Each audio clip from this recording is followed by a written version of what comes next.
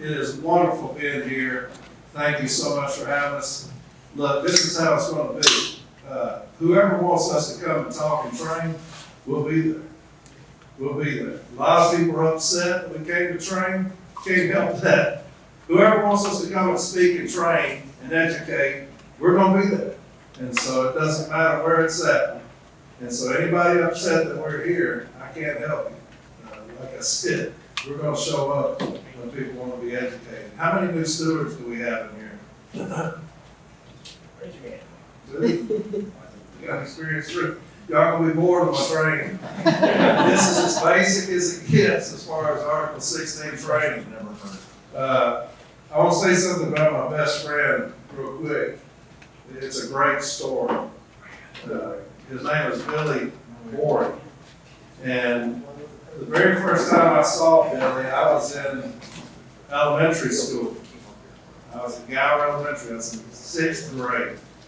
Now, we had a bully at Gower. His name was Shane. And this guy terrorized the entire school. The entire school was scared of this guy. I mean, when he was walking down the hall, one of those that you turn around and go somewhere else, go hide in the bathroom, whatever. You saw those types in the movies that would come by and just push up against the locker. Well, that was him. The very first time I saw Billy, he was new to our school. He came in mid-year. He was bigger than anybody else. Nobody knew him. And I remember he confronted Shane.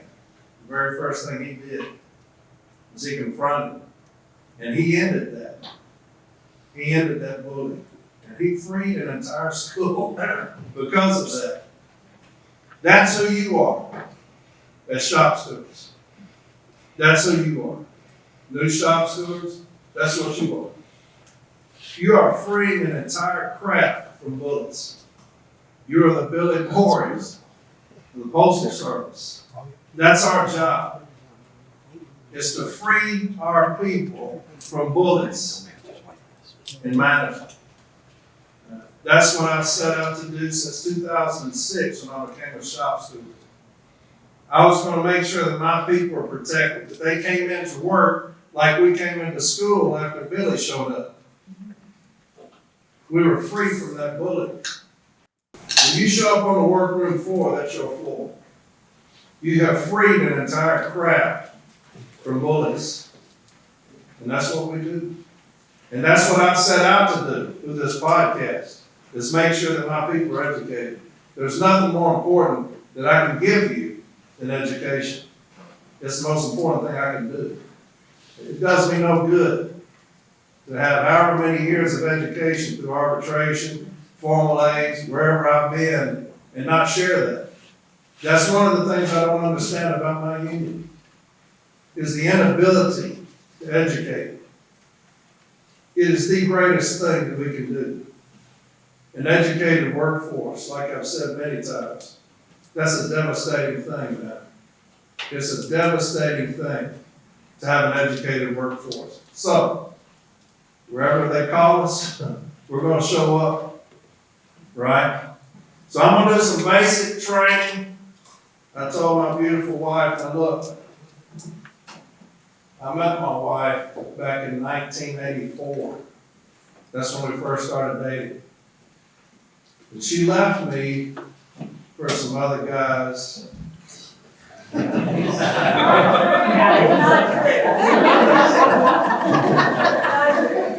how I remember. 36 years later, I got her back. We married each other in May. And but there was two people that were most influential in my teenage years. It was Tracy. She was my first girlfriend, my first love, my first crush. And Billy, who was my best friend. He was the greatest friend I've ever had in my 55 years. So thank you, baby, for being part of that. I'm just kidding about the guy part. She didn't leave me for no guy. All right. Basic training right here, folks. I thought there would be one new steward, but you two stewards enjoy this training. To me, Article 16, if I'm a new steward, And I'm like, man, the JCAM is forever long. It's got all kind of things about it. It would take me forever to learn this thing. Article 16, to me, if you want to be a master of something, Article 16. Get that down to memory.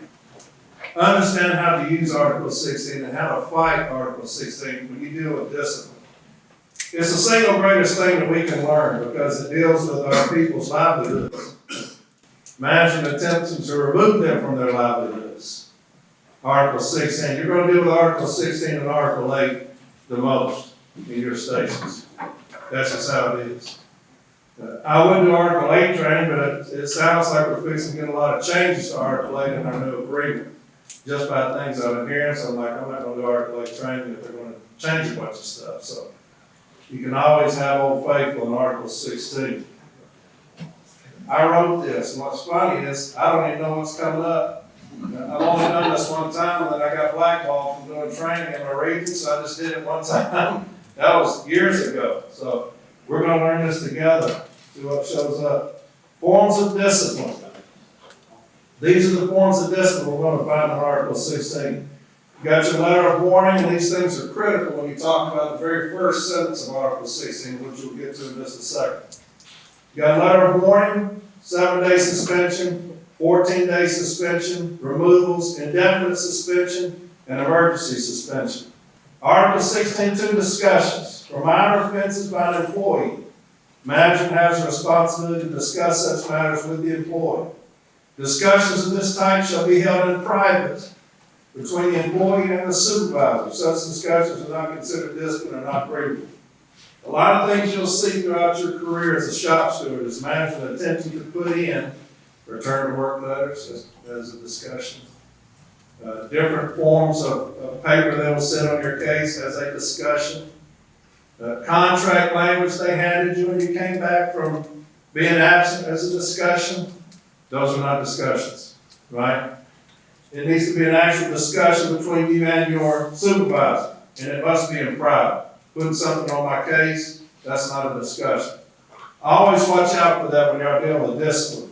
The management isn't attempting to say, we gave this individual discussion on this day when they came back from work for being absent. We put this return to work letter on their case. It's not a discussion. Make sure we address that. Article 16.3, letters of warning. Letters of warning are official discipline and should be treated seriously. They may be cited as elements of prior discipline and subsequent disciplinary action subject to the 2-year restriction discussed in Article 16.10. If there's one thing I wish that we could change, it's that. Why is it that if I get a letter of warning and I lose that, we go to an expedited arbitration, and I lose that, say I get a letter of warning for failure to make an express on time, it stays in my file for 2 years and can be cited against me for 2 years. Have you ever thought about that? That's quite asinine to me. 2 years later, it's based off when we miss an express mail. If I miss another one, that's a 7-day suspension. That's just me thinking about that. Is there anything you do about the 2 year time? We're gonna try. Okay. I don't agree with that. But anyway, it is what it is. Letter of warning which fails to advise the recipient of grievance appeal rights is procedurally deficient. That's an easy win. If you get a letter of warning, you're looking down through there, and management fails to say, in the course of Article 15, you have a right to grieve this letter of warning. If it doesn't have that on there, that's an easy win. Article 16.4, 7-day suspensions and 14-day suspensions. In the case of discipline involving suspension of 14 days or less, the employee against whom disciplinary action is sought to be initiated shall be served with a written notice of charges against the employee and shall be further informed that he/she will be suspended. A suspended employee will remain on duty during the term of the suspension with no loss of pay. These disciplinary actions shall, however, be considered to be of the same degree of seriousness and satisfy the same corrective steps in the pattern of progressive discipline as the time of suspensions. Such suspensions are equivalent to time-off suspensions and may be cited as elements of past discipline and subsequent discipline in accordance with Article 16.10. Article 16.5, removal. Section 5, suspensions of more than 14 days or discharge in the case of suspension of more than 14 days or discharge, any employee shall, unless otherwise provided herein, be entitled to an advance written notice of the charges against him or her, and shall remain either on the job or on the clock at the option of the employer for a period of 30 days. Thereafter, the employee shall remain on the rolls, non-pay status, until disposition of the case has been had either by settlement with the union or through exhaustion of the grievance arbitration procedure. Article 16.6, indefinite suspensions. The employer may indefinitely suspend an employee in those cases where the employer has reasonable cause to believe an employee is guilty of a crime for which a sentence of imprisonment can be imposed. In such cases, the employer is not required to give the employee the full 30 days advance notice of indefinite suspension, but shall give such lesser number of days of advance written notice as under the circumstances as reasonably can be justified. The employee is immediately removed from a pay status at the end of the notice of the period. How many have dealt with the 16.6 indefinite suspension? Two. Y'all are fortunate. I'm good about 10 of them. But anytime there's a 16.6, and this is critical, so if you ever have to deal with it, crime situation, when you talk about a nexus, if you know what that means, there has to be a nexus with the crime situation. I dealt with a young lady in arbitration who was charged with attempted first-degree murder.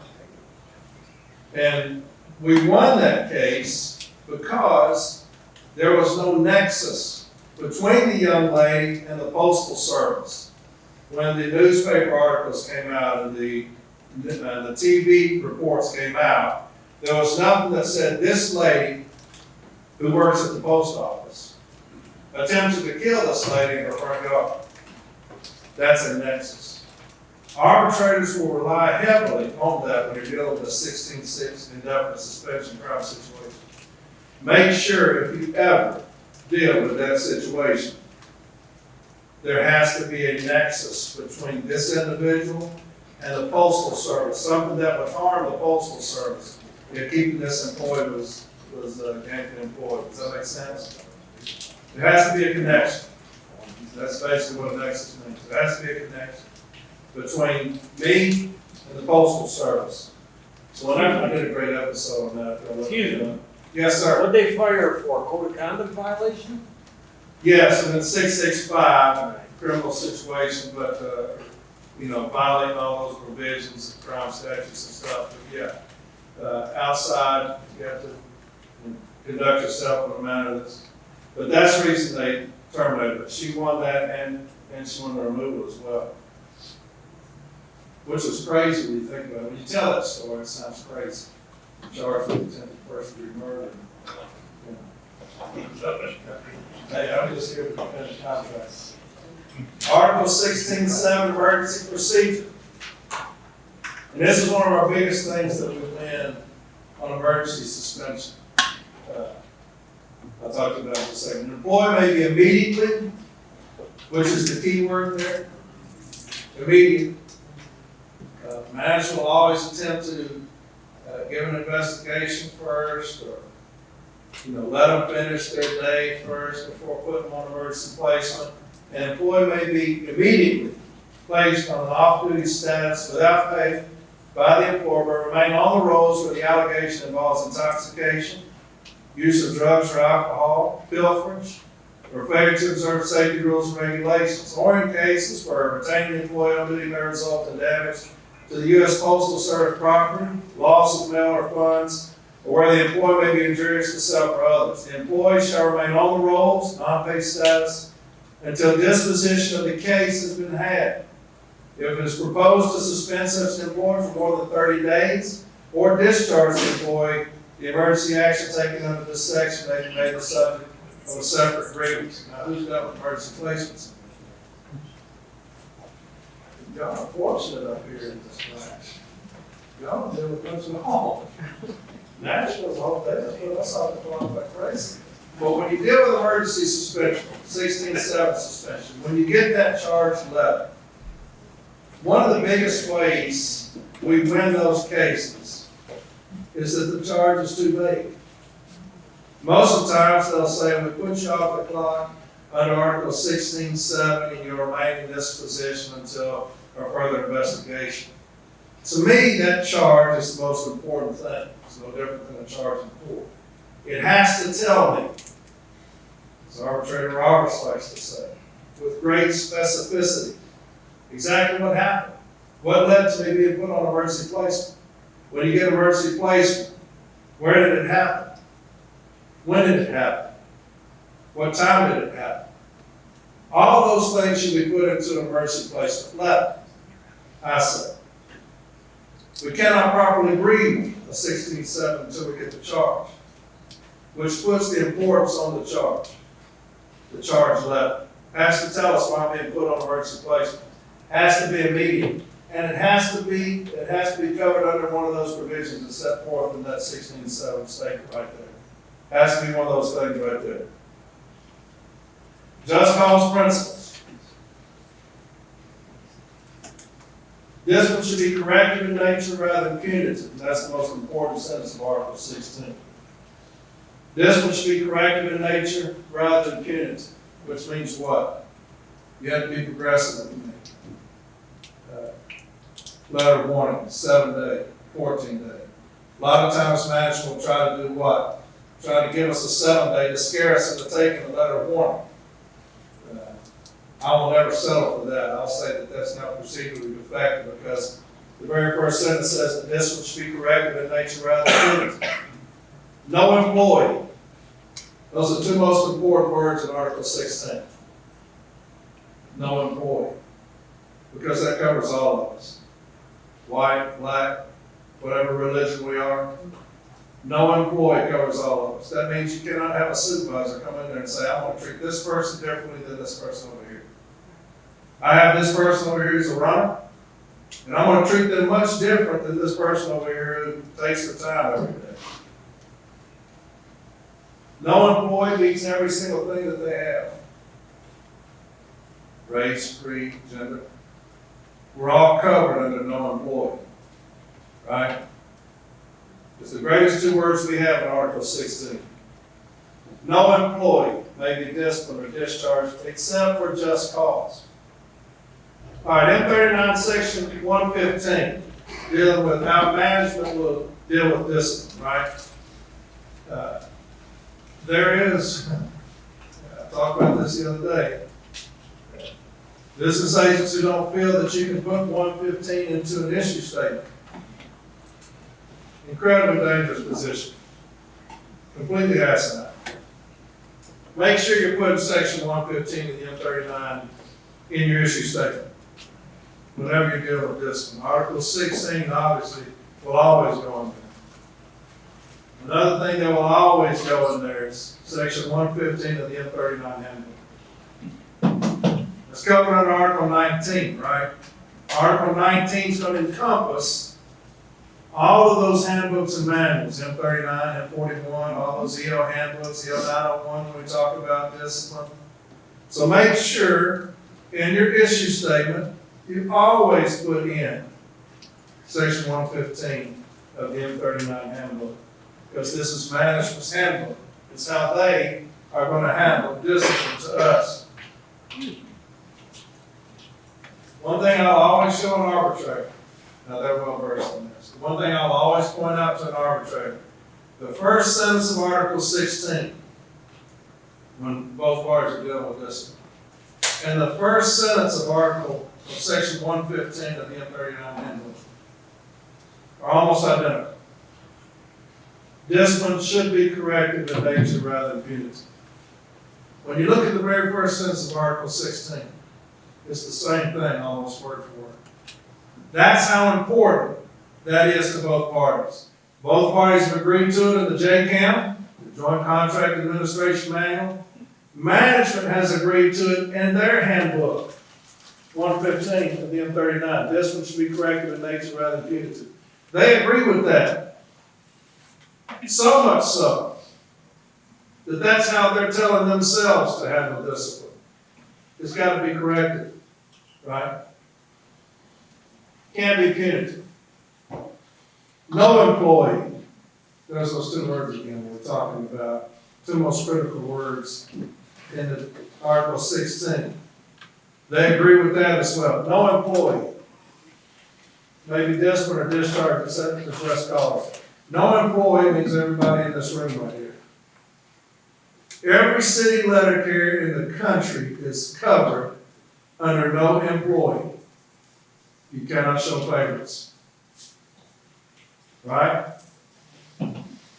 Management must, anytime you got that word highlighted, underlined, management must make every effort to correct the situation before resorting to discipline. Now, when you look at that word every, you're going to catch 99% of management under that word every. Because they make no effort to correct the situation. The way they correct our situation is to discipline us out of a job. That's how they feel their only obligation to us is to discipline us out of a job. Would that be every effort to correct the situation before resorting to discipline? No, it flies in the face of that. What have you done to correct my situation before resorting to discipline? What have you done for me? There's an obligation now to them, me. There's an obligation. You got to make every effort to correct the situation before you discipline me. That's what we're going to ask management as a steward. What have you done before resorting to this discipline? Before disciplining Corey Walton, what did you do to help him? Because your handbook says there's an obligation to Corey. You got to make every effort to correct the situation before you discipline him. And let's get that on the record. What'd you do? And when they say you something, ask for proof of it. Management should let the employee know what is expected of him or her. Management should know fully if the employee is not attaining expectations. Don't guess. Make certain with documented evidence. Management should let the employee explain his or her problem. Investigative interview. Right? Because I'm not explaining anything unless I have a shop steward present. Or if I'm in an investigative interview, I'm not going to explain nothing to management by myself. Obligation to employees. When problems arise, management must find out who, what, when, where, and why. When you talk about the charge letter, that should tell me who, what, when, where, and why. When we're dealing with 16.7 emergency placement. It's the laziest form of discipline you'll ever get, is 16.7. It's the laziest form of discipline they'll write. They will never tell you who, what, when, where, and why. And I'll address that if a 16.7 comes down on any charge. I'm going to make sure it tells me who, what, when, where, and why. Because that's how I'm going to defend the carrier, is through that charge. So it better tell me who, what, when, where, and why, so I'll know where to go. Make absolutely sure you have all the facts. We'll always go on that one because they're lazy. They're lazy in how they handle discipline with us. Labor will do their discipline for them. Rarely ever will they do anything as far as discipline. And labor doesn't have a clue what's going on except what they wrote to them. So make sure you have all the facts. The manager has the responsibility to resolve as many problems as possible before they become grievances. That goes hand in hand with what we were talking about earlier. That's a responsibility from them to us to resolve as many problems as possible before they become grievances. If the employee stand as merit, admit it and correct the situation. That will never happen. You will never see that happen. Once I'm getting investigative interview, I'm getting disciplined. That's just how it is because somebody has told them to discipline them. Supervisors and managers are the most worthless position in the postal service. They don't do anything except march what their boss is telling them to bark on. They're completely irrelevant to this workforce. And I don't care for them much either.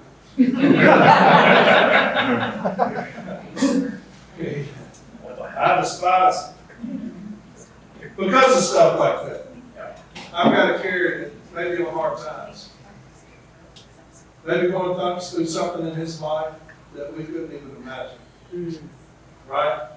And they're going to go in there and they're going to tell them, my attendance is such because my child, my mother, my father. And I'm getting disciplined because their boss told me to give court discipline. If the employee stand has merit, admit and correct the situation. They will show you time and time again, they don't give a damn about you or your family. And that's where we become Billy Boys of the world and step into that gap and defend that carrier, right? From that bully who's going to try to take me away from my livelihood because my child is ill. My mother's fixing to pass away and I could not be away from her. And marriage will show you how much you need them. I might do an episode on that. If the employee stand has merit, admit and correct the situation. Was the discipline correct or rather punitive? Management improperly prepared or imposed the discipline. Labor's going to do it for them, right? Management must conduct a full, fair, and impartial investigation before it decides whether to go ahead with discipline. This argument is known as procedural or due process challenge to discipline. Take your time, stewards, when you get that discipline. When you request any and all information that management used to issue this carrier of discipline. That's what I'm initially going to ask for. I want to know what you used to issue for Walton that discipline.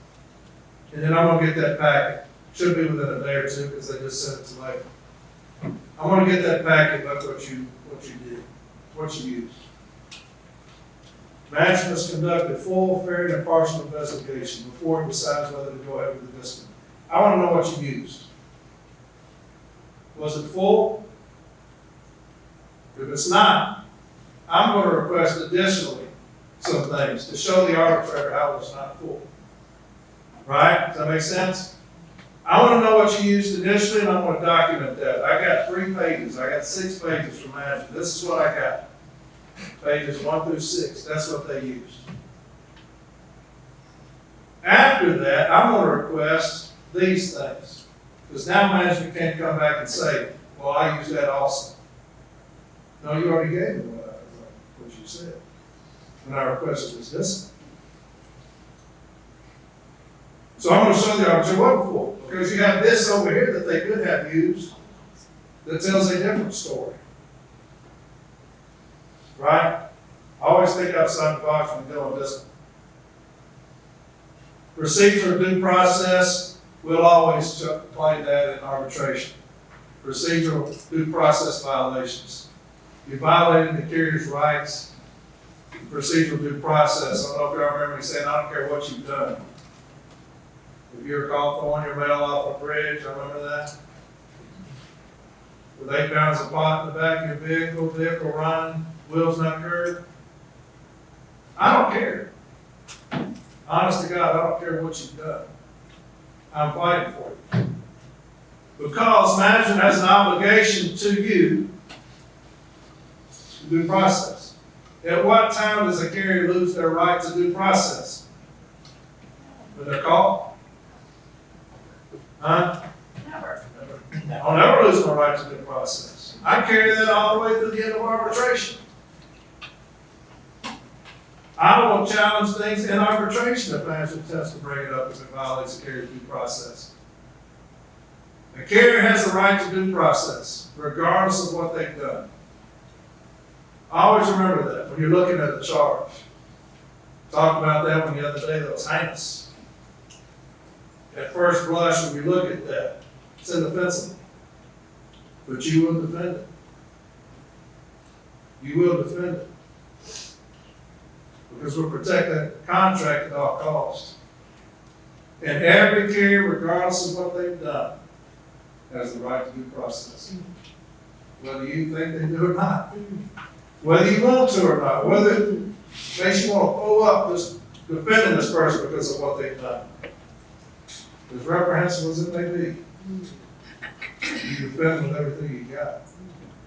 right? Every carrier has that right. Management felt to me it's burden of proof. That's a great one. Arbitrators will hold them tightly to that. Management bears the burden of proving that the agreement acted as charged. Stationary events. They're going to say what? Based on this GPS data, you were sitting somewhere for 10 minutes not doing anything. Prove it. Prove that. Because I'm going to tell you I was working. What are we doing? Working. What are we working on? I'm working. It's up to them to prove that I acted as you said I acted. That I was doing nothing. Right? And that obligation falls on 134. Y'all know how I feel about that. If the union can show that management's proof is weak or otherwise faulty, then there may not be just cause for the discipline. Management improperly prepared or imposed the discipline. I told you about the time I had the arbitration where management put in the carrier lost the key, they didn't lose it, but they had talked to a supervisor, they didn't do it. The minimus things. But the arbitrator threw it out and said, hey, look, this charge. You got to prove the charge. Everything in this charge should be right. If it's to meet just cause. So just cause provisions, I mean, that's not just those 6 things. If that discipline, if that charge letter's not right, the arbitrator said, you failed a meeting, just cause, because the charge letter wasn't right. Always remember that. Management failed to meet its burden of proof. Management imposed discipline that's too harsh. Again, they issue a 7-day and you've not been issued a letter of warning. What they're trying to do is sell you a letter of warning. That's what that is. And they say, well, look, 7-day may be too harsh. We'll reduce it to a letter of warning. I'm not buying that. I'm going to make it go forward with that 7-day. That's what that's talking about. Management imposed discipline is too harsh. Always find and cite mitigating circumstances, and nothing's more important than mitigating circumstances when you're talking about my child. When you're talking about my mother, talking about my father. They're ill. I had to take care of them. Those are mitigating circumstances, and 9 arbitrators out of 10 will take those into consideration. I had that removed years and years ago with a little girl lost her child and lost her mind with it. And, she was claiming that she was going to a doctor's office that didn't even exist. The postal inspectors got involved. They went and picked her up, took her to the place where the doctor's office was supposed to be. There was a vacant lot, there was no building there. And it was like, this is the address that you said you're going to. Where's the doctor's office? There's not one.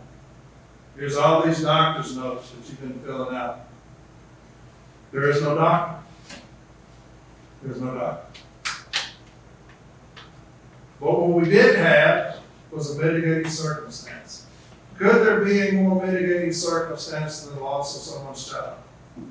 No, there cannot. There cannot. And that's exactly what I told the arbitrator.